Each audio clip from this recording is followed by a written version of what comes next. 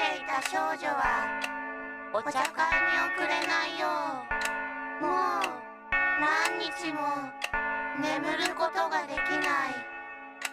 いや、寝れないでいる。寝たらダメだ。寝たら死ぬ。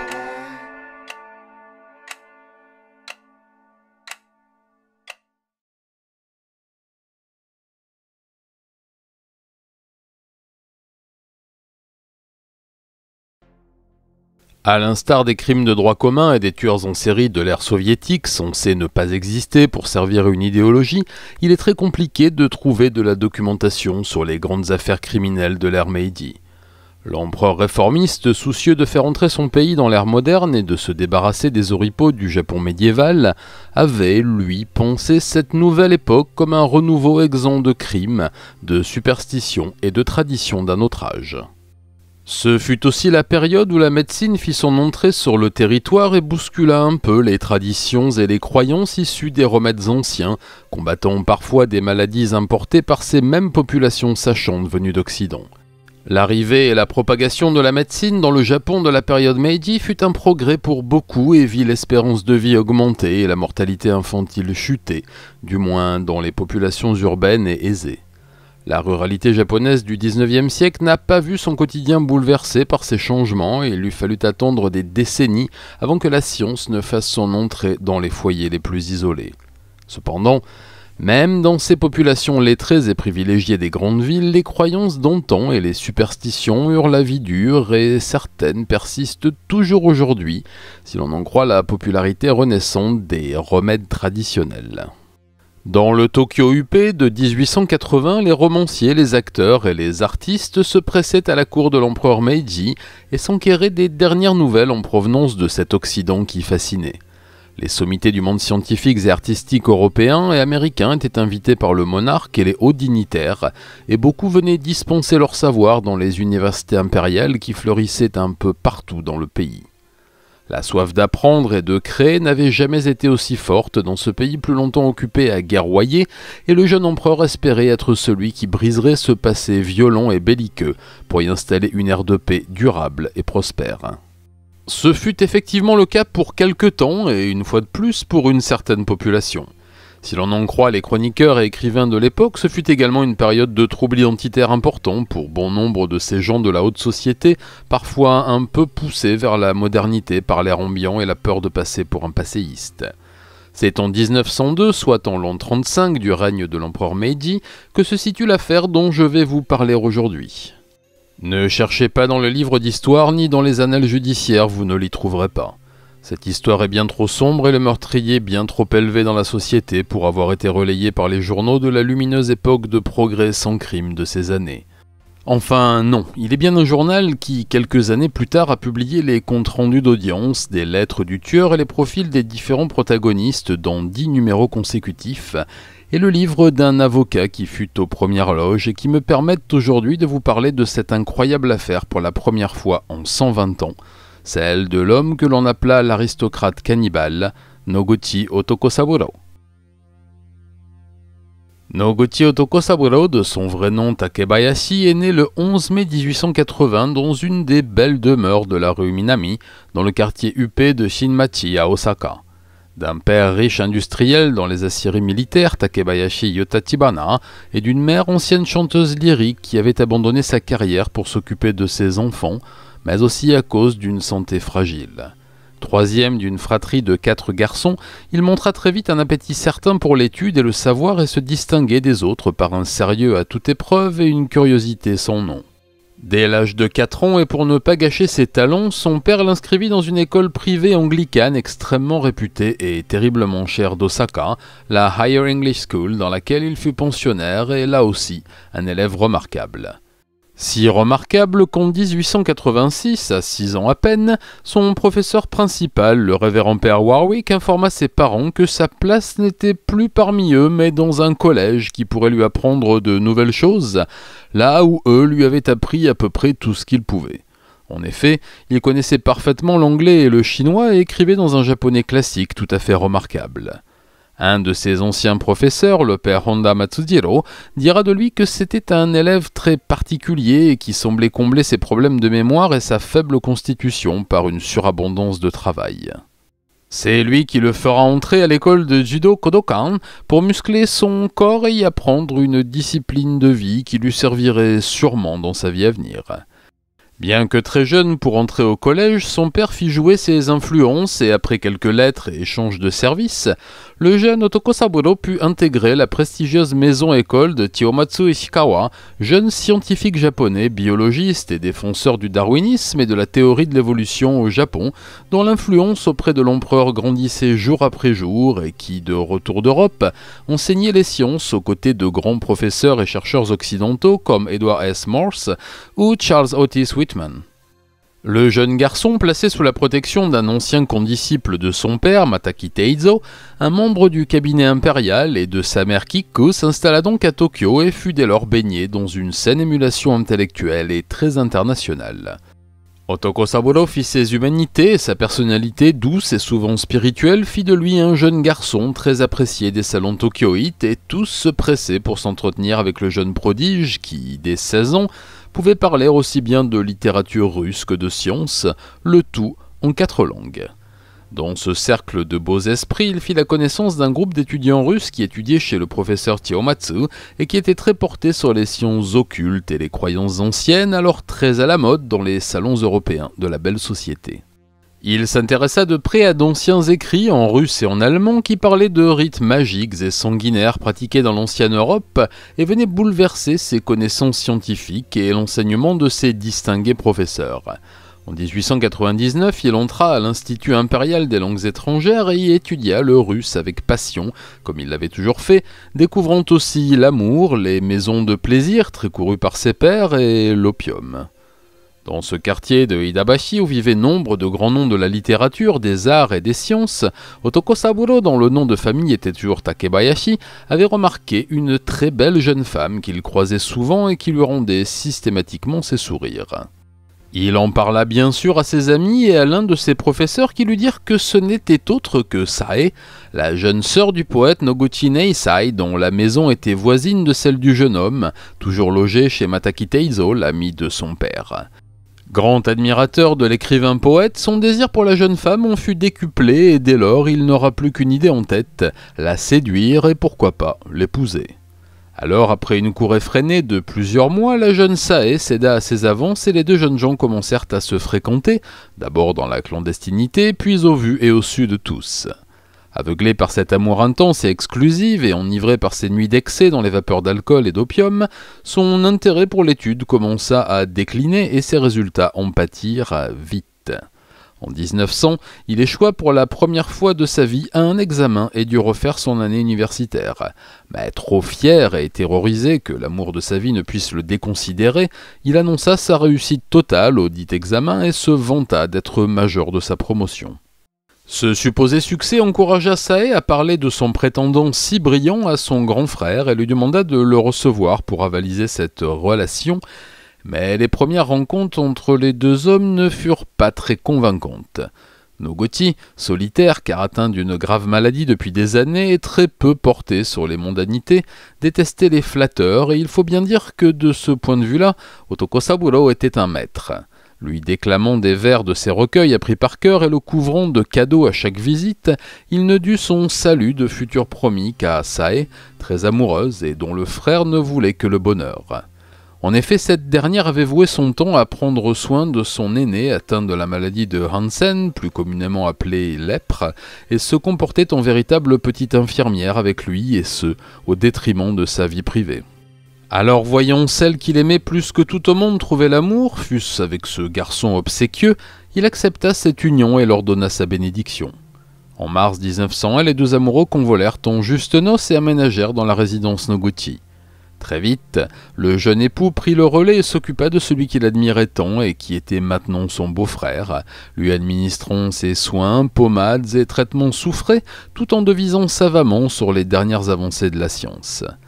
Mais sa connaissance de la biologie s'arrêtait aux salamandres géantes qu'il avait étudiées avec son maître Chiyomatsu, dont le métabolisme est fort loin de celui de l'Homo sapiens, je parle de la salamandre, pas de Chiyomatsu, et ce savoir encyclopédique ne lui fut d'aucune utilité pratique dans l'hypothétique guérison de Noguchi. Alors, désertant de plus en plus ses chères études, il se mit en quête d'un remède, d'une piste, de quelque chose qui pourrait guérir le cher frère de son épouse adorée et lui attirer ses faveurs. Dès lors, il interrogea ses amis médecins et biologistes, cherchant à connaître toutes les avancées de la recherche sur cette maladie, mais hélas, plus il cherchait, plus on lui répondait qu'il n'y avait aucun traitement connu contre cette infection et que seuls quelques remèdes huileux et confrés pouvaient soulager les douleurs. Désespéré, il se replongea dans ses livres anciens et dont beaucoup parlaient de vieilles médecines ancestrales et obscures, espérant y trouver la solution à son problème. Plusieurs de ses ouvrages parlaient de la lèpre qui avait ravagé l'Europe du Moyen-Âge, mais aussi du Japon, où la maladie avait sévi depuis les temps les plus anciens. Pour information, le Japon comptait encore 30 000 malades atteints de ce mal en 1904, principalement traités par le docteur Goto Masafumi qui s'occupait justement de Noguchi Neisai. Nombre de ces traités japonais parlaient d'un pèlerinage miraculeux au temple de Honmyoji à Kumamoto, dont les moines avaient la réputation de guérir nombre de maladies, dont la lèpre, par la prière et la position des mains. Mais le poète, peu enclin à la spiritualité et aux croyances magiques, déclina son offre. Cependant, une chose avait retenu l'attention de Otoko Saburo, une croyance revenait dans plusieurs livres, et que ce soit en Russie, en Allemagne ou au Japon, celle de la chair humaine qui, ingérée par le malade, le guérirait instantanément. Il s'entretint de ces superstitions avec ses amis étudiants russes et japonais, et beaucoup lui confirmèrent avoir entendu parler de cette légende sans vraiment y croire. Pour notre jeune étudiant, l'idée de tenter le tout pour le tout commençait à germer.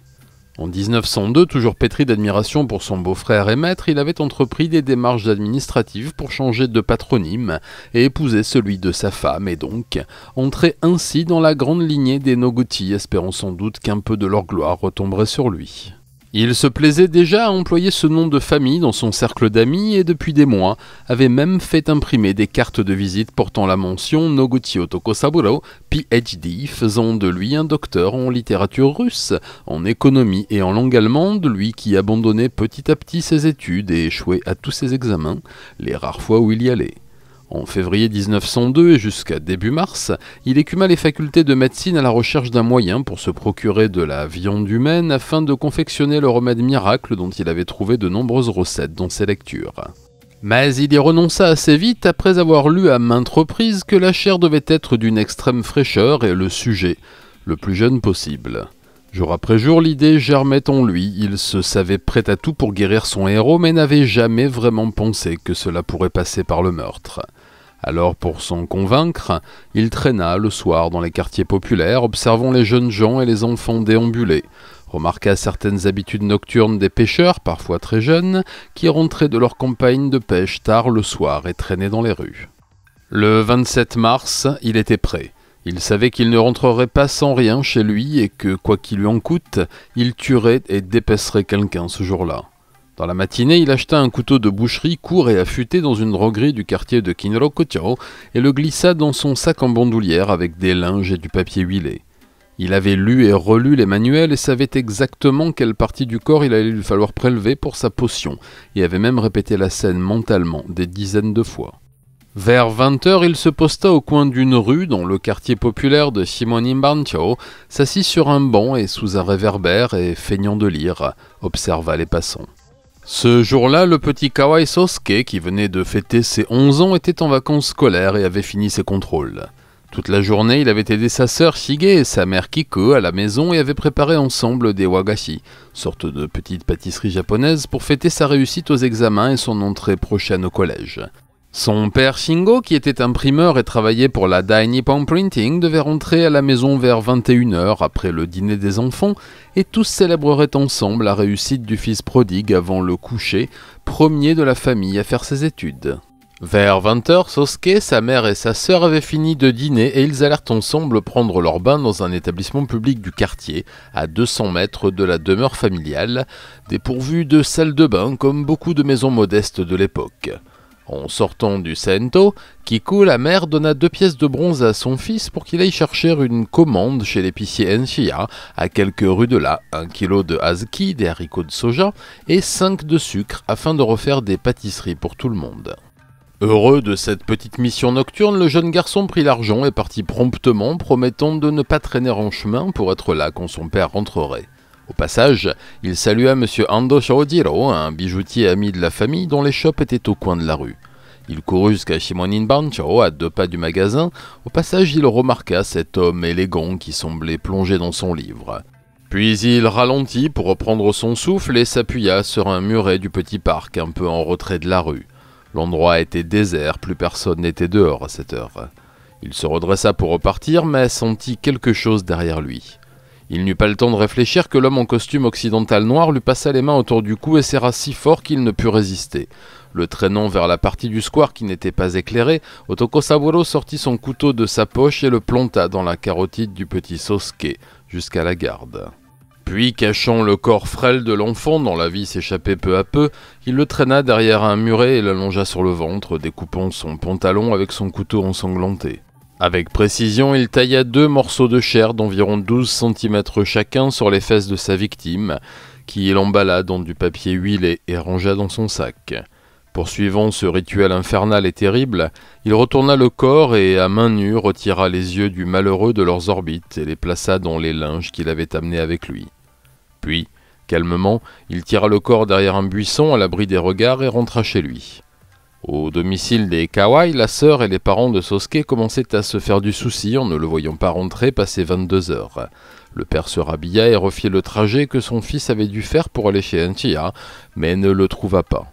Le commerçant qui fermait son magasin affirma n'avoir vu aucun petit garçon et lui montra même la commande de sa femme qui était toujours là.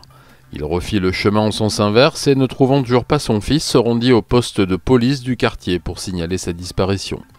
C'est le gardien de la paix Miyata qui prit sa déposition et le détective Matsumoto qui fut chargé d'organiser les recherches. Plusieurs policiers et volontaires du quartier sillonnèrent l'arrondissement, secondés par un chien policier à qui on avait fait renifler une veste de l'enfant. C'est finalement M. Fuji Tamesaburo, 50 ans, un voisin des Kawai qui travaillait comme Jinrikisha, tireur de pouce-pouce, qui retrouva le corps mutilé du petit Sosuke 2 heures après le début des recherches. La victime fut emmenée au commissariat où les blessures furent constatées et la cause de la mort établie. Ni les morceaux de chair manquantes, les yeux et le couteau ne furent retrouvés sur place par les policiers. En revanche, l'argent des commissions était toujours dans sa poche, ce qui fit dire à l'inspecteur Matsumoto que le crime n'était pas crapuleux, mais probablement l'œuvre d'un pervers pédocriminel. Puis le corps du petit Sosuke fut rendu à ses parents qui le ramenèrent chez eux dans la nuit et l'installèrent sur une table comme ultime autel. Le lendemain matin, à 6 heures, les parents furent convoqués par le juge d'instruction et le procureur pour permettre à l'enquête de débuter et une foule de questions sur leur fils et ses habitudes furent posées. En fin de matinée, le corps fut transporté au département de médecine légale de l'université impériale pour une autopsie dont fut chargé le docteur Katayama. Il ne releva aucune trace de viol et put déterminer la taille et la forme du couteau, qui s'avéra malheureusement très commune. L'enquête s'orienta alors vers les pervers sexuels répertoriés par la police et conduit à l'arrestation d'un homme de 23 ans qui avait déjà été condamné pour des attouchements contraints sur de jeunes garçons et qui, sous la pression des policiers, avoua le meurtre à demi-mot et fut emprisonné à Yokohama. Le lendemain du meurtre, Otoko Saburo se leva de bon matin et se rendit dans le quartier de Kyobashi et acheta chez le potier Sasaki un petit réchaud à charbon et un pot de cuisson de type nabe. Ensuite, il alla dans une épicerie et acheta de la sauce de soja, des épices et des champignons shiitake, ainsi que 3 bouteilles d'eau minérale en verre. Il rangea ses achats dans le grand sac où il cachait déjà la viande humaine et son couteau et se rendit dans le port de Kobikicho, à quelques rues de là. Il y loua un yagurabune, un petit bateau de pêche côtière à rame avec un petit abri en son milieu, et prit la mer, s'amarrant à 1 mille au large de Hamarikiyu. Il alluma son réchaud à charbon et versa l'eau minérale dans le pot, puis il découpa la chair de sa victime en petits morceaux qu'il ajouta ainsi que les champignons, la sauce, les yeux et les épices qu'il avait amenés. Il laissa le tout mijoter pendant 1 heure, goûtant la mixture régulièrement pour ajuster l'assaisonnement. Il dira plus tard qu'il avait oublié quel type de viande il cuisinait et en avait trouvé le goût agréable. Lorsque le tout fut prêt, il laissa refroidir et versa le bouillon filtré par un linge dans les bouteilles vides. Il mangea quelques champignons et 3 morceaux de viande et jeta le reste au poisson. Puis il rentra au port, rendit l'embarcation, acheta de la soupe de poulet à un marchand ambulant et retourna chez lui. Chaque jour, dès lors, il fit boire à Nogoti un mélange de son bouillon très spécial, coupé avec cette soupe de poule grasse qui en cachait le goût. Mais une fois l'horrible soupe terminée, il fallut bien se rendre à l'évidence. La lèpre était toujours là, et l'état de santé du poète ne s'améliorait pas le moins du monde. Déçu de ne pouvoir s'enorgueillir de la guérison de son beau-frère, il reprit ses habitudes et le chemin des maisons d'opium clandestines et des bordels huppés de la ville. Tout naturellement, il échoua à ses examens et se vit signifier son renvoi de la faculté. Le dire à ses parents qu'il entretenait en attendant qu'il travaille, à sa femme qu'il admirait pour son intelligence brillante et à son beau-frère qui le logeait et n'attendait que ça pour le mettre à la porte, était impossible. Alors le soir de l'annonce des résultats catastrophiques, qui fut aussi celui de son renvoi, il rentra à la maison Nogoti avec une bouteille de champagne français et cria son triomphe écrasant sur le reste de la plèbe estudiantine. En septembre 1902, il se retrouva sans activité, inscrit nulle part et dans l'obligation de mentir à tout le monde, chose pour laquelle il avait là encore un vrai talent. Tous les matins, il partait donc pour une faculté rêvée et parlait même de ses cours du jour avec son épouse et son frère, feignant à merveille l'épuisement de l'étude intensive. Il écrivait de belles histoires à ses parents, pleines de réussites et de grands diplômes à venir, ne voulant pas tarir la source qui, chaque mois, lui permettait de mener la grande vie. Mais en juillet 1903, le père Takebayashi demanda des preuves de ses diplômes et exigeait d'en avoir une copie sous peine de couper le robinet et d'envoyer son fils au travail pour lui rembourser la fortune qu'il avait déjà investie dans son éducation. Pris de panique, Otoko Saburo s'inscrit à la chambre de commerce Meiji pour y prendre des cours diplômants qui ouvraient le droit de tenir commerce à Tokyo et ses environs. Non pas que le jeune homme ait eu l'intention d'ouvrir quoi que ce soit, non, il voulait juste un papier tamponné officiellement car il avait une idée en tête. En août, il obtint le précieux papier et habilement transforma à la main et avec un ami imprimeur, mais surtout avec talent, cette patente en un magnifique doctorat en littérature russe, puis, visant toujours l'excellence, il réitéra l'opération et se confectionna ainsi un 2e doctorat en langue allemande cette fois, puis un 3e en économie. Fièrement, il les présenta à sa femme et à son beau-frère qui eut du mal à croire qu'il ait pu passer 3 doctorats en même temps, mais qui, la preuve sous les yeux, dut bien s'y résoudre. Puis il les envoya à ses parents qui y rouvrirent grand les vannes et envoyèrent une grosse récompense pécuniaire à leur fiston si brillant. Mais malgré cette petite victoire d'apparence, il allait lui falloir trouver un travail digne de lui et de ses compétences, et quoi de mieux qu'un poste d'interprète diplomatique au sein du gouvernement japonais. Prestige, gros salaire et apparat, c'était justement ce dont il rêvait. Le problème, c'est qu'il allait falloir présenter ses diplômes pour un tel poste et que s'il avait pu tromper son monde avec ses faux papiers, ce serait une autre histoire avec une officine gouvernementale. Alors, il eut une idée qui, à ce moment-là, lui parut géniale. Il annonça à tout le monde qu'il allait effectuer son service militaire volontaire et servir son pays gratuitement pendant 2 ans en servant d'interprète russe et allemand auprès de l'état-major de l'empereur. Il justifiait donc l'absence de salaire auprès de ses parents et faisait par là même le plein de prestige. Il se fit tailler un costume militaire correspondant à son emploi présumé et s'offrit un sabre étincelant qui lui conférait tous les atours de la fonction. Dès lors, chaque jour, il quittait la maison Nogoti de bon matin dans son bel uniforme et rentrait chaque soir, fourbu de son travail de traducteur-interprète en ces périodes troublées avec les royaumes de l'Ouest. Mais voyant que son beau-frère commençait à soupçonner quelque chose, il rentra un beau soir avec un ordre de mobilisation, faux bien entendu, qu'il envoyait sur le front à venir comme interprète de l'état-major impérial à l'aube de la guerre russo-japonaise de 1904. Il partit se mettre au vert dans une auberge de Miuragon, dans la préfecture de Kanagawa, où il goûta aux spécialités locales pendant quelques mois, profitant aussi des filles de l'établissement, mais mettant un point d'honneur à lire le journal chaque jour pour prendre connaissance des détails du conflit. Il rentra donc auréolé de gloire et plein d'anecdotes de guerre. Lors de l'une de ses prétendues permissions, sa femme Sae était tombée enceinte et elle donna naissance à une petite fille, Kimiko, en juillet 1904. Bien obligé d'admettre que Otoko Saburo entrait dans la famille durablement malgré la profonde antipathie qu'il avait pour lui, Noguchi décida tout de même de contacter son avocat afin d'établir un contrat civil qui réglerait les problèmes de propriété et d'héritage s'il venait à mourir. Bien entendu, il craignait que celui qu'il considérait comme un margoulin ne s'empare de ses biens et de ceux de la famille à peine son cadavre tiède. Cet avocat, un vieil ami de la famille, était marié avec la sœur d'un officier de l'état-major et lui-même ancien sous-officier impérial, et Noguchi en profita pour lui demander de jeter un coup d'œil sur les états de service de l'interprète voyageur. 2 jours plus tard, le contrat était prêt et l'homme de loi revenait avec des informations plutôt intéressantes. Il n'y avait pas et il n'y avait jamais eu d'interprète militaire du nom de Noguchi Otoko Saburo, né Takebayashi, au sein de l'armée japonaise. Hors de lui, et sûr qu'il aurait dû le faire bien avant, le poète irrité chassa l'imposteur hors de ses murs et lui en interdit l'accès à tout jamais. Sae, sa femme, se sentant trahie et humiliée par ses mensonges à répétition, appuya son frère dans sa démarche, et le jeune mythomane dut fuir, lâché aussi par ses parents au courant de cette imposture et très en colère. Il n'eut pas d'autre solution que celle de demander asile à ses anciens amis de beuverie, et il passera les semaines suivantes dans les fumeries clandestines, les maisons closes et les banquettes des salons de ses amis, étouffant de rage et cherchant le meilleur moyen de se venger de celui qu'il avait tant admiré et qu'il haïssait maintenant plus que tout. Le 3 mai 1905, il reçut une lettre officielle du même avocat qui l'avait confondu et qui lui expliquait que la petite Kimiko était désormais sous la tutelle de M. Noguchi Neisai. Étouffant de rage, il se décida enfin à voir la réalité en face. Il ne souhaitait pas juste nuire à son beau-frère, il voulait le tuer.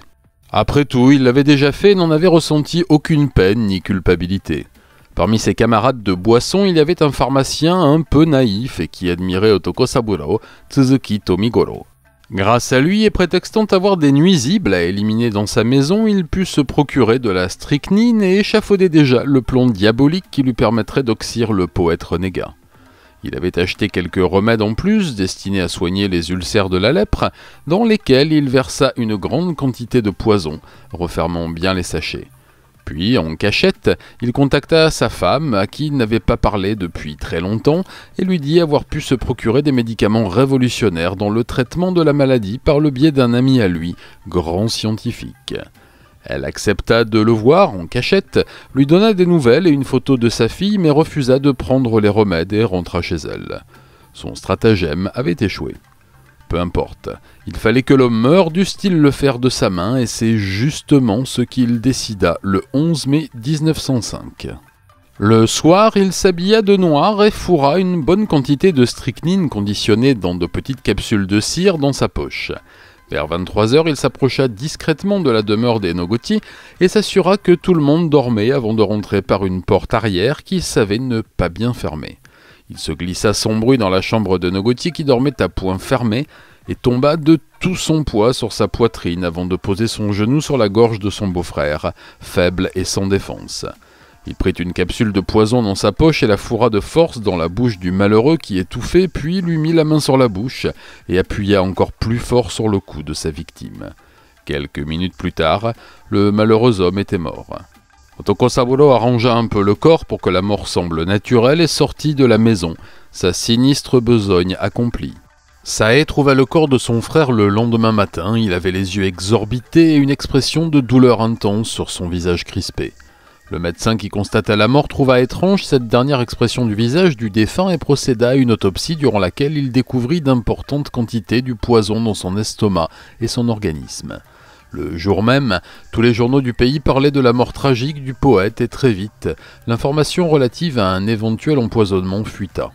Le meurtrier qui lisait les journaux commença à s'en inquiéter, mais ne doutant de rien, il décida d'effectuer une visite mortuaire à son défunt beau-frère et en profita pour demander à sa femme s'il pouvait réintégrer le foyer conjugal. Connaissant ses problèmes financiers, son absence totale d'emploi et forte de son expérience de tromperie à répétition, elle refusa tout net, informant même la police de sa demande une fois l'importun reparti. Mais une fois de plus, il avait une idée en tête et là encore pensait qu'elle était géniale. Il rentra chez lui et revêtit son uniforme d'opérette, puis se rendit chez son ami pharmacien Tsuzuki Tomigoro. Là, il lui parla d'un mystérieux plan d'investissement patriotique lancé par le gouvernement et dont il vendait des actions, lui assurant que les bénéfices, une fois la guerre terminée et les richesses russes et chinoises pillées, seraient astronomiques. Après quelques verres et un baratin du plus bel effet, l'apothicaire accepta et lui donna rendez-vous à Yoyogi, un autre quartier de Tokyo, le 14 pour lui remettre les fonds et récupérer les bons d'emprunt. Le meurtrier tenait la clé de son retour parmi le clan Noguchi. Cette belle somme de 350 yens or qu'il avait obtenue de Tsuzuki lui permettrait de faire croire à un emploi stable et rassurerait son épouse. Mais le 14 mai, jour de la rencontre, il acheta le journal comme chaque matin et il lit les dernières avancées de l'enquête sur la mort de Noguchi Neisai. La police recherchait les pharmacies qui vendaient de la strychnine et interrogeait les vendeurs pour avoir la liste de leurs clients. S'il parlait à Tsuzuki, ils allaient immédiatement remonter jusqu'à lui et les conflits avec son défunt beau-frère remonteraient à la surface, le vouant irrémédiablement à la potence. Il se précipita vers la station de tramway Todon la plus proche et partit d'urgence vers Yoyogi pour devancer le rendez-vous. Il appela son ami pour lui donner rendez-vous dans le parc, prétextant une affaire urgente à régler. Pris d'une nouvelle idée qu'il trouva là encore fort bonne à ce moment-là, il fit un bref arrêt dans une droguerie pour y acheter une corde de chanvre de 3 mètres qu'il comptait bien utiliser pour se tirer d'affaire. Lorsque le pharmacien arriva, Otoko Saburo lui fit signe et tous deux marchèrent dans le grand parc de Yoyogi. Arrivé derrière un bouquet d'arbres touffus, il se retourna brusquement vers Tsuzuki et lui passa les mains autour du cou, le frappant violemment de son genou dans le bas-ventre. L'homme tomba au sol et son agresseur maintint son étreinte, appuyant même son genou comme il l'avait fait pour son beau-frère. Au bout de quelques instants pénibles, Tsuzuki était mort. Le meurtrier traîna son corps jusque dans la petite forêt qui couvrait encore le quartier, prit les 350 yens or que sa victime avait dans sa poche et sortit la corde de son sac. Il fit un nœud coulon sommaire et le passa autour du cou du malheureux, puis il cassa une branche de l'un des arbres et y noua l'autre bout de la corde, avant de disposer la branche sur le corps de sa victime. Sûr que la police penserait à un suicide, il se rassura et fila reprendre son tramway. Le cadavre fut retrouvé par un promeneur le lendemain matin à 8 h et emmené au commissariat de Tomoya. Très vite, la femme de l'apothicaire qui avait signalé sa disparition la veille au soir vint l'identifier et se mit à la disposition de la brigade spéciale des crimes violents, qui deviendrait plus tard la section criminelle de la police métropolitaine de Tokyo. Madame Tsuzuki savait que son mari devait rencontrer ce jeune militaire qu'il voyait souvent et que tous les deux avaient une affaire en cours. Le nom de Noguchi Otoko Saburo sortit pour la première fois, et les enquêteurs, sur les indications de la veuve, se rendirent à la maison familiale du défunt poète, croyant y trouver leur suspect. Mais ils tombèrent sur Sae, étonnés de leur venue, mais pas surprise que son futur ex-mari ait des ennuis, qui leur expliqua la situation, les doutes quant à son honnêteté, et peut-être même pire. Son signalement fut donné à toutes les brigades de la ville et un portrait en uniforme placardé dans le moindre poste. De leur côté, les inspecteurs continuaient leurs investigations et découvrirent les factures de strychnine au nom de Noguchi dans la pharmacie du défunt, s'intéressèrent de près aux résultats de l'autopsie de Noguchi Neisai et firent rapidement le lien entre les deux affaires dont le principal et unique suspect restait le même, mais toujours introuvable. Le 28 mai au matin, un agent de la brigade ferroviaire signala qu'un jeune homme moustachu en uniforme, sabre au côté qui correspondait plutôt à la description des affiches, prenait le train dans sa gare plusieurs fois par semaine et qu'il avait emprunté une rame vers 8 h ce jour-là. 3 enquêteurs de la police et 7 agents en uniforme se cachèrent dans la gare de Kobe sur la ligne Chuo, dans le quartier Kojimachi-Idamachi que l'on appelle aujourd'hui Idabashi. Juste avant 18 h, un train entra en gare et Otoko Saburo en sortit. Il se plaça sur le quai et alluma une cigarette en attendant sa correspondance.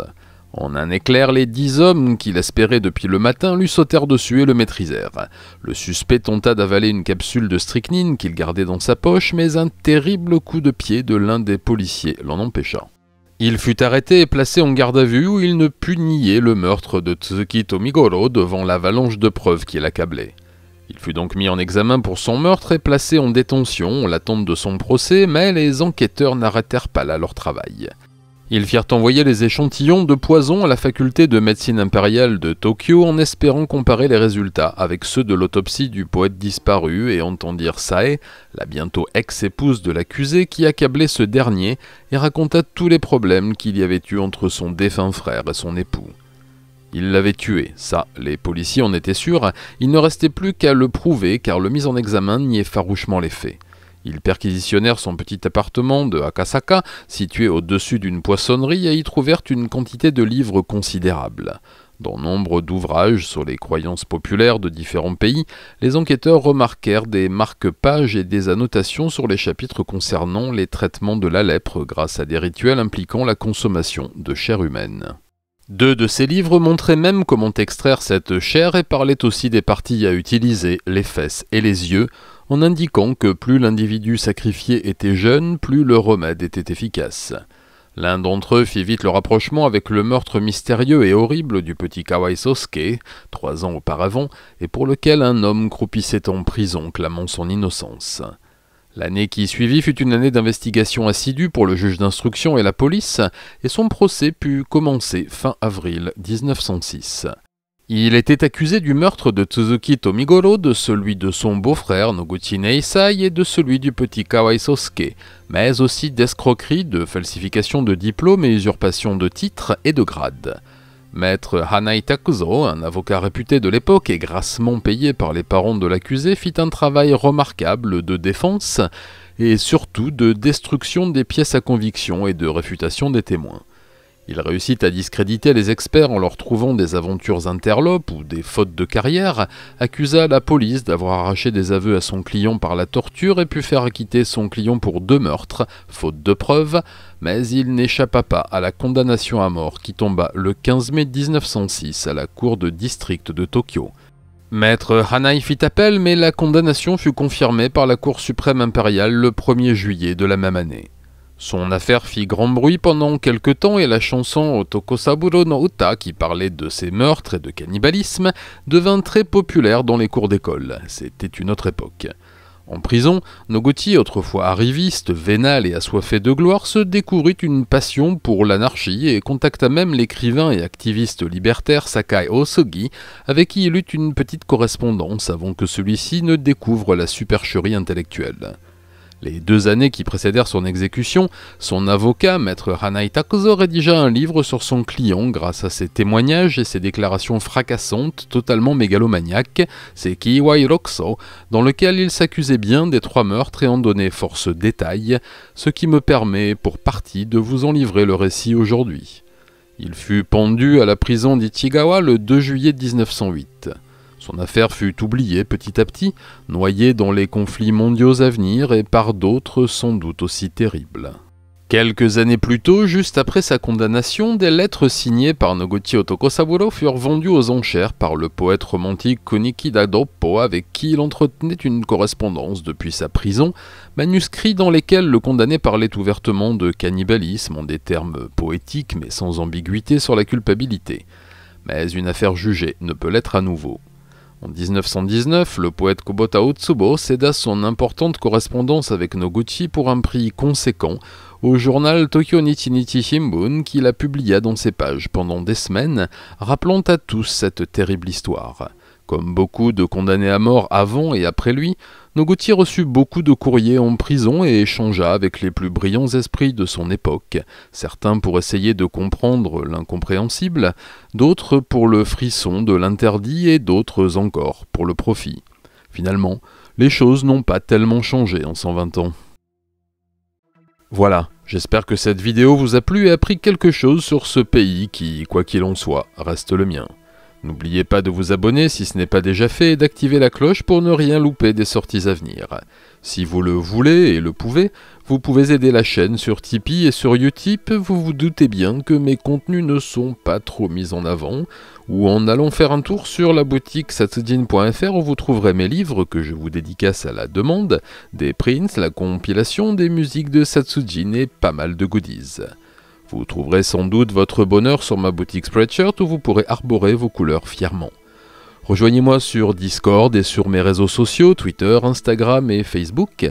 J'y suis assez présent et aime bien y discuter avec vous. Voilà, je vous laisse.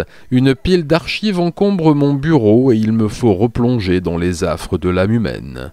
Matane.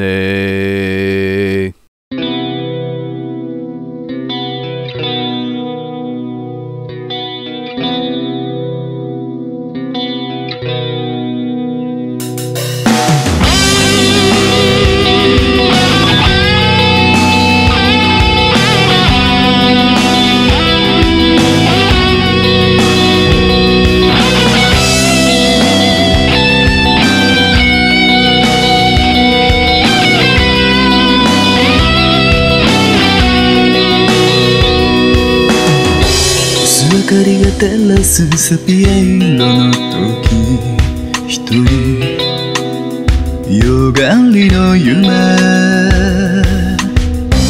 透明な距離を消してくれたのはあまりささやきだけ。重なり合うながら溶けていくあなたへと、なぜ愛するほどに心は離れていくの。このまま時が止まればいいと何度も願った。愛されなくても構わない、ずっとつながっていたい。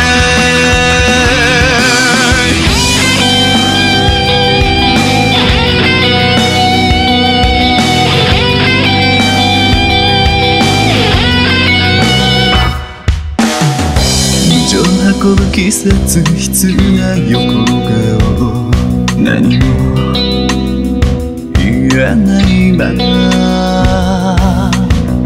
呼吸すれ違う戸惑う視線、影が置き去りにされた。愛し始めてからずっと怯えてた。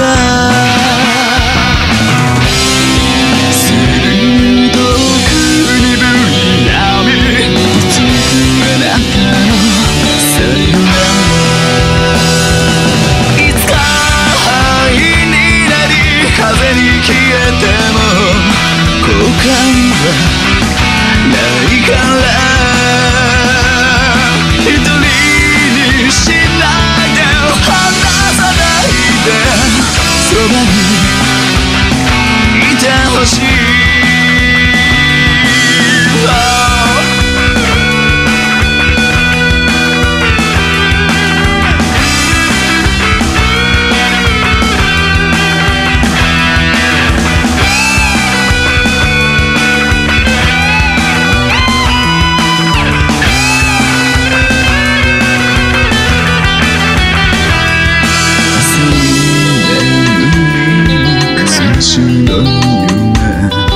冷たい街並み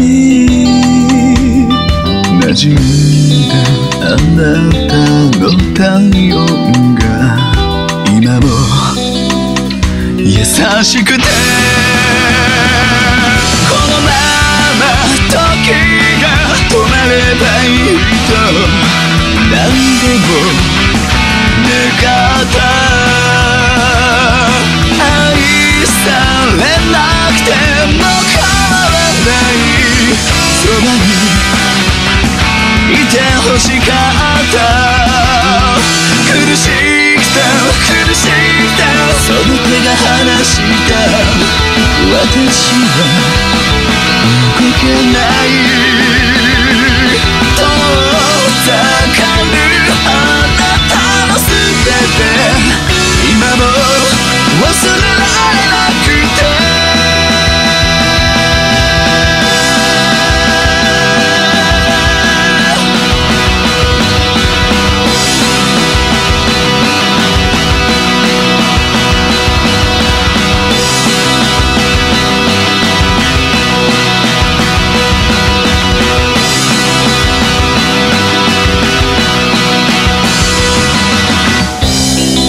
目覚めをためらう灯火深く